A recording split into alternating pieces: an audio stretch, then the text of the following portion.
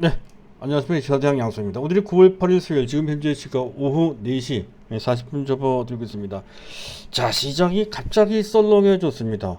대외적인 낙제. 어제 말씀드린 것은 선물 옵션 동시 만기 부담과 그리고 최근 일본 주식은 너무 잘 나가서 따라서 동아시아에 배정된 외국인들의 물량이 일본 쪽으로 빠져나간다는 측면에서 일단 단기 부담이 된다는 식으로 말씀드렸던 그런 악재 외에 오늘은 대내적인 악재가 우리 시장을 완전히 강타를 했죠.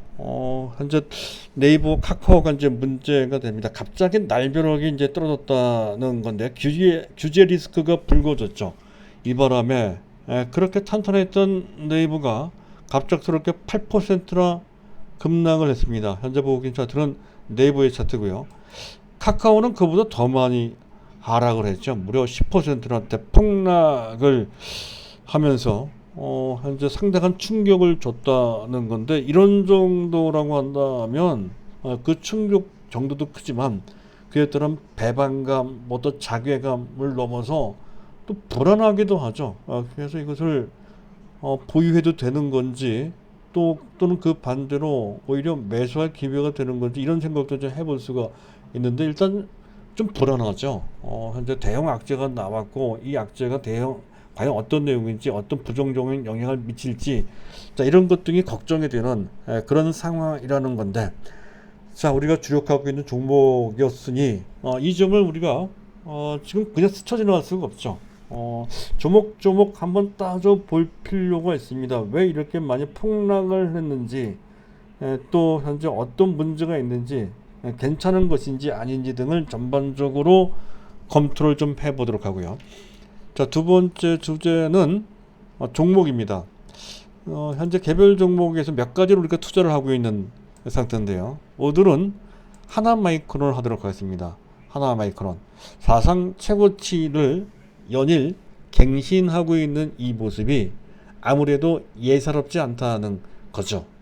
결국 자, 2차 목표치 3만원까지도 넉넉히 올라갈 것으로 예상되고 기대된다 하는 것. 자, 오늘 그래서 하나마이크론 간단하게 자막 없이 문제 말씀을 좀 드려볼까 합니다. 자, 그리고 기존 종목에서 이른바 팬타스틱 4라고 했던 4개의 종목, 삼성전자, 오늘 비록 폭락했지만 네이버, 그리고 또 삼성바이오로직스, 그리고 SKC, 이 4개의 종목은 그 전부터도 그랬었고 지금도 그렇고 앞으로도 마찬가지입니다. 계속 매수 보유를 해야 된다. 한치의 흔들림 없이. 다만 오늘 네이버가 많이 흔들렸기 때문에 그와 관련된 말씀을 드린다 했던 거고요. 자, 그리고 작은 종목에서는 4가지 종목이죠. 가장 보편타당한 적극적으로 매수 보유해야 될 종목은 KH바텍입니다. 최근 급등했다가 며칠 쉬고 오늘 약간 반등이 나왔던 건데, 기술적으로 아직은 충분히 좋은 자리는 아닙니다만은 아주 나쁜 자리도 아닙니다. 자, 그리고 MCNX 적당히, 아주 많이 가져갈 필요까지는 없습니다. 단타 관점으로 이제 보고 있고자 하는 그런 종목이고요. 자, 그 외에 이제 OCI가 있죠. OCI는 현재 지금 약간 더 내려가서 13만원 근처 수준까지 음봉 2개 저점 정도, 그 정도면 기술적으로도 타이밍이 괜찮아요. 실적이 좋다라고 이제 말씀을 드린 바 있습니다.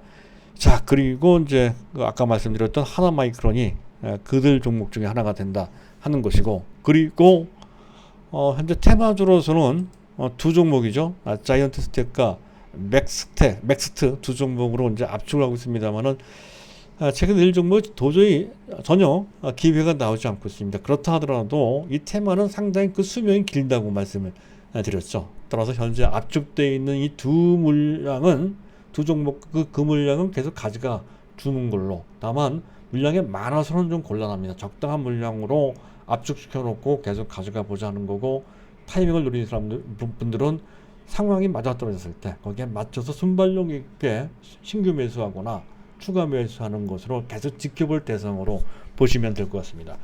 자, 여기까지 말씀드리면서, 자, 본론에 들어가기 앞서서 간단하게 이슈부터 점검을 해야 될 건데요. 종합지수는 종합지수 차트를 올려놓고요. 자, 이시부터 점검을 좀 해보도록 하죠. 자, 미국의 델타 변이 확산이 현재 미국 경기 회복을 둔화시킨다라고 하는 것이 경제적 측면에서 봤을 때는 그것이 악재가 된다 하겠습니다만 증시한테는 약간은 부담은 줄 수는 있겠죠. 이 바람에 미국의 골드만삭스는 4분기 GDP 전망을 기존 6.5%에서 4.5%로 2%포인트를 대거 낮췄다는 것이 뭐 악재가 된다고들 하는데 단기적인 악재에 불과하다는 것이죠. 가장 중요한 것은 정책 기조입니다. 정책 기조가 친시장 방향으로 자리 잡혀 있는 이상 나스닥이 그러듯이 추세적인 강세가 계속 유지된다는 것이고 실제로도 나스닥은 사상 최고치 내지를 꾸역꾸역 아주 견조하게 지속하고 있는 그런 모습입니다. 이 모습은 결국 시간이 지나면 우리 증시에도 긍정적인 효과로 사후적으로 영향을 줄 것이다. 이렇게 이제 보시면 되겠고요. 자, 그리고 시장을 점검해야 될 건데요. 약간 신경 쓰이는 대목이 하나 있긴 있습니다. 10년물 미국 국채 10년물 금리가 1.3664%인데 0.05%포인트 정도 5베이스 포인트입니다. 그 정도 올라갔습니다. 큰 폭은 아니지만 작지도 않습니다. 근데 전반적으로 조금씩 올라가는 정도는 채권 가격이 내려간다는 거니까 그것은 증시 입장에서 봤을 때 좋습니다. 하지만 가파르게 금리가 올라가고 또 그만큼 채권 가격이 떨어지는 이 현상은 썩 좋지 않습니다. 약간 그런 징후가 있으므로 지켜볼 대목이다 하는 것이고요. DXY도 마찬가지입니다. 달러 인덱스가 92.1 정도 수준까지 내려갔다가 92점으로 조금 올라갔습니다. 그리고 오늘 원달러 환율이 꽤 많이 올라왔어요. 1166원 70전. 이 부분은 차트를 보는 게 더 현실로 느끼는데 도움이 될 것 같습니다.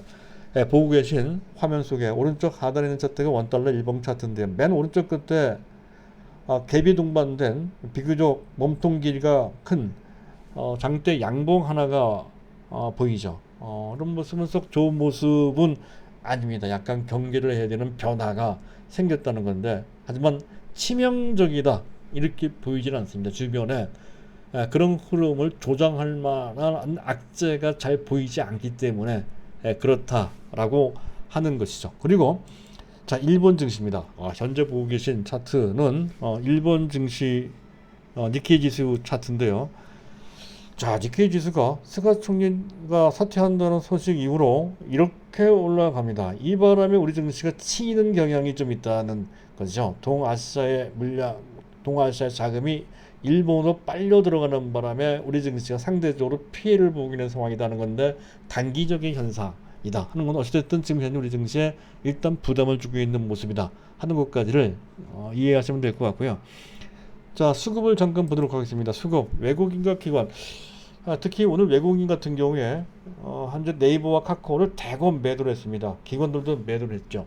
현재 보고 계신 화면 속에 오른쪽 상단에 있는 차트가 막대 그래프가 네이버에 대한 현재 외국인 기관, 자, 이것이 외국인들의 수급을 그래프로 그린 그림인데요. 장대 아래쪽으로 향하는 파란색 음봉이 막대 그래프가 그려져 있는 것을 볼 수가 있죠. 대거 매도를 했습니다. 카카오도 마찬가지다 하는 거죠. 전체 분위기도 안 좋았습니다. 자, 그럼에도 불구하고 외국인들의 현재 현물적 매도 규모는 2,839억 정도, 장 최대 매도 치부도 약간 줄었습니다.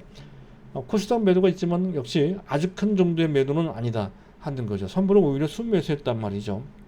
기관들 매도도 아주 큰 정도로까지는 아닙니다. 따라서 일단 이것만 보더라도 시장 전반적인 전체 상황을 보게 되면 비록 약세를 면치 못하고 또 코스닥은 폭락을 하긴 했지만 그것은 국지적인 문제였다. 시장 전체의 문제는 아니었다는 것을 알 수가 있습니다. 그런 점에서 일단 시장은 뭐 크게 걱정할 필요 없다는 것이고, 자, 베이시스도 현재 결국은 마이너스로 전락되긴 했지만 장중 내내 플러스, 즉 콘탱고 정상적인 강세장을 신호하는 거죠. 그래서 그 콘탱고가 유지가 됐습니다. 그것도 시장 전체 상황은 일단 그래도 견조하다는 것을 보여주고 있습니다.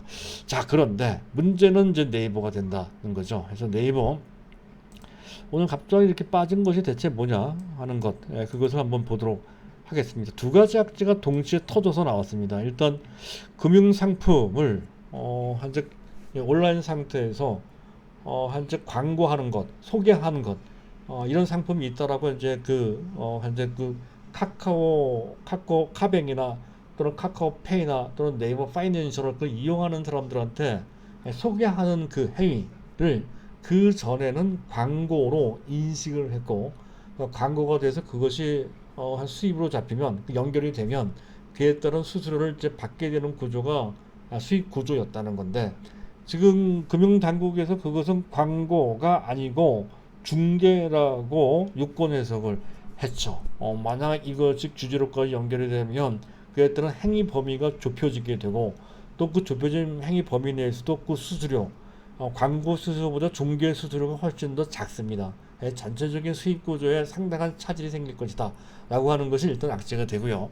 두 번째, 빅테크, 네이버, 카카오 뭐 이런 종목들 다 온라인 쇼핑 같은 경우, 온라인 쇼핑은 대부분 거기에 해당이 되고, 특히 카카오가 해당이 됩니다. 카카오, 특히 국회에서 논의됐던, 지적됐던 가장 대표적인 것이 카카오의 문어반식 확장이었습니다. 카카오의 계열사만 무려 158개나 된다고 하죠. 그래서 그와 관련돼서 현재 불공정 거래, 또 시장, 약자가 갖고 있는 시장을 침탈한다는 거죠.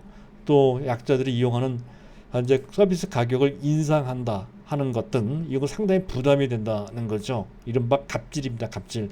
그리고 그러면 시장에 독점된다는 그 패단을 지적하고, 그와 관련된 적절한 규제를 해야 된다는 분위기가 만들어졌다 하는 것이 악재가 됐습니다. 두 가지 악재가 오늘 하루 동시에 터졌습니다. 하필이면 또 네이버 같은 경우에 미래에셋증권에서 네이버의 성장 가치를 두고 현재 12개월 선행 목표 주가를 60만 원으로 오르고 올려놨었는데, 그날 이렇게 이제 하락을 했습니다. 물론 장기적으로 봤을 때 제가 제시해드리는 네이버의 목표 주가 3년 후가 되는 거, 2023년 정도 되면 네이버는 최소한 100만 원 정도가 아니라 120만 원까지는 충분히 올라갈 수 있다라고 하는 그 시각과 같은 맥락으로 보시면 된다는 건데, 어찌됐든 60만 원이라고 하는 목표가가 새롭게 제시된 그날, 오늘이죠. 이렇게 폭락을 했단 말이죠. 여기서 반론이 나올 수가 있을 것 같습니다. 왜 하필이면 상대적으로 1차 공격 대상은 카카오인데, 카카오와 비교해 봤을 때 네이버는 그와 관련된 갑질 내지 어떤 규제, 갑질과 관련된 규제에 대한 리스크는 카카오에 대비해서 상대적으로 작습니다. 작아도 그냥 작은 게 아니라 훨씬 작거든요. 앞서 말씀드렸듯이 주 타겟은 카카오의 주로 O2O, 온라인 투 오프라인 서비스입니다. 가장 대표적인 것이 여러분들도 잘 알고 계시다시피 카카오 택시입니다. 택시 시장은 카카오가 완전히 장악해버린다는 거죠. 그리고 대리운전도 마찬가지고, 주차, 택배, 민영, 기타 등등 수만 가지 서비스, 모든 것을 망라하려고 하고 있고, 이미 상당 부분 그 부분을 침투해서 영향력을 독점적으로 지배하고 있는 그런 상태가 됐다는 것이어서, 카카오가 그렇게 나가면 문제가 된다는 식의 지적이었다는 것이죠. 그런데 네이버는 그와 관련돼서는 상대적으로 작습니다. 오토 쪽은 존재 가치가 거의 없다시피 할 정도로 상당히 미약하고요. 그리고 그나마 관련되어 있는 것이 온라인 쇼핑인데, 온라인 쇼핑 매출 비중은 전체 매출의 21.9%, 5분의 1 정도밖에 되지 않습니다. 그리고 영업이익 기여들은 그보다 훨씬 작아요. 10% 채 안 되는 상태이고, 또 네이버의 온라인 쇼핑의 시가총액 평가, 온라인 쇼핑만 따져서 시총이 얼마나 될까라고 하는 평가액 정도가 말아봐야 10조도 제대로 못 평가받고 있습니다. 한 7, 8조 정도밖에 안 되거든요. 그랬을 때 전체의 최대 14% 정도밖에 되지 않습니다. 전체 시총에. 그리고 금융 부분 쪽은 역시 또 마찬가지. 어쨌든 금융 부분에 지금 그게 광고든 또는 그것이 중개든 간에 그에 따른 가치 훼손은 제한적일 수밖에 없다는 거죠. 왜냐하면 현재 네이버의 지금 네이버 페이나 네이버 파이낸셜 쪽의 매출 비중은 연결 기준으로 봤을 때 14% 정도밖에 되지 않고요. 영업이익 기여도는 아주 미미합니다. 5%가 채 안 됩니다. 상당히 작다는 거죠. 어쨌든 네이버의 현재 핀테크 부분에 핀테크 부분 평가 시총은 많이 봐줘야 현재 3조 원 정도밖에 안 돼. 그래서 억울하다라고 했던 건 어쨌든 현재 시점에서는 그 정도밖에 보지 않거든요. 따라서 온라인 쇼핑, 즉 이 규제와 관련된 부분, 온라인 쇼핑과 그리고 금융 부분을 다 합쳐봐야 그 시총은 13조 원 정도밖에 되지 않는 정도 불과합니다. 그랬을 때 13조 원이 다 날아가는 게 아니죠. 그래봐야 이런 규제 리스크 때문에 파생될 수 있는 그런 가치 훼손량은 지금 현재 시가총액의 30% 정도 보는 것도 상당히 강하게 본 겁니다. 30% 최대 30% 정도 가치 훼손이 된다라고 그렇게 가정을 했을 때 전체 나올 수 있는 가치 훼손의 총액은 3조 9천억 4조 원 정도가 채 안 됩니다. 그런데 오늘 한번 보세요. 오늘 네이버가 8%로 하락을 했습니다. 그럼에도 불구하고 단 하루 만에 이틀이 걸린 것도 아닙니다. 하루 만에 시총 6조 원 가깝게 날아갔습니다. 4조 원 정도 날아가도 지나치다 할 건데 그보다 훨씬 더 많이 내려가 일종의 지나친 과민한 오버슈팅이라는 것이죠. 지나치게 하락했습니다. 그런 것을 뜻한다 하는 것이고, 그렇다고 한다면 왜 그런 현상 이렇게 지나치게 오버슈팅이 나오냐라고 한다면 이런 것 같아요. 일단 1번 증시 그리고 동시만기가 내일 있죠. 이 바람에 어차피 시청 상위주에 대한 외국인들의 단기 프로그램 매매와 관련된 물량 압박 요인이 좀 있었던 터였었고요. 두 번째, 상대적으로 이들 두 종목은 8월달 이후에 지금 네이버도 마찬가지고요. 네이버 잠깐 보죠. 네이버도 지난 8월달 이후에 현재 지금 삼성전자나 또는 LG화학 같은 경우는 곤두박질 쳤는데요. 카카오도 그렇고 주가가 떨어지기는커녕 그 사이에 오히려 올라갔습니다. 상대적으로 많이 올라갔죠. 상대적으로 강했습니다. 그러니 전체적으로 현재 뮤추얼 펀드보다는 그 뭡니까 인덱스 펀드 등은 어느 정도 키 맞추기가 필요하거든요. 특히 악재가 나왔을 때 키 맞추기 할 절호의 기회가 됩니다. 더구나 내일은 쿼드러플 위칭데이이고 또 일본 증시가 또 강하고 그러니 거기에 맞춰서 그와 관련된 키 맞추기 단기 매물이 단기적으로 집중되는 바람에 이것은 비단 외국인뿐만 아니라 기관들도 마찬가지여서 그렇게 오버슈팅 됐다 이렇게 이제 볼 수 있는 것이고요. 또 그 외에 추세적인 반론, 기본적인 그 규제와 관련된 그 반론을 제시를 해보자면 이런 겁니다. 일단 규제는 어느 정도 필요하다 하더라도 그것이 어느 수준을 넘어서는 경우에는 소비자 편익, 소비자가 현재 얻고자 그런 서비스를 통해서 얻는 편익을 크게 훼손시키게 된다는 것이죠. 그 문제가 뒤따를 것이고요. 이것은 국민 전체의 여론에도 별로 좋지가 않습니다. 자, 그리고 정치하는 사람들 입장에서 봤을 때 그 점을 무시할 수가 없죠. 두 번째, 글로벌 경쟁력을 저하시키는 이들 두 업체는 국내에 머물 그런 업체들이 아닙니다. 그래서 국내에 그런 규제가 강화되는 것은 글로벌 전체 경쟁력을 저하시키는 요인이 된다는 것도 또한 관계 당국에서 함부로 할 수 없는 요인이 된다는 것이고, 그리고 도가 지나치게 되는 경우에는 기본적으로 우리나라 시장은 자유경제 시장 체제에 어느 정도 기본을 두고 있습니다.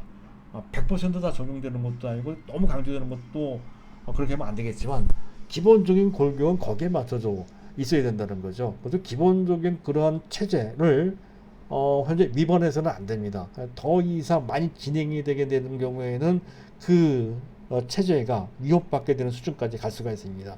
그렇기 때문에 이 세 가지를 바탕으로 해서 적당한 선에서 타입이 될 것이지 그것이 극단적인 규제로까지 가지 못한다는 것은 너무나도 뻔하다는 것이죠. 따라서 이 점과 관련돼서 현재 갖고 계신 분들, 장기로 보유하고 계신 분들 다 포함해서 절대 걱정할 필요가 없습니다. 오히려 이것 때문에 오버슈팅이 지나쳐서 내일 한 단계, 내일 또 옵션 만기, 동시 만기이기도 합니다. 한 단계 더 빠진다? 그럼 무조건 사야죠. 무조건 사야 됩니다. 특히 네이버 같은 경우 38만원 정도 수준까지 내려간다 라고 했을 때 현재 지금 61선인가요? 그 정도 선인 것 같은데 61선, 121선인가요? 120일선 같으네요. 그 정도 수준까지는 무조건 해야 된다는 것이고요. 네이버 갖고 계신 분들이야 당연히 그대로 갖고 있어야 됩니다.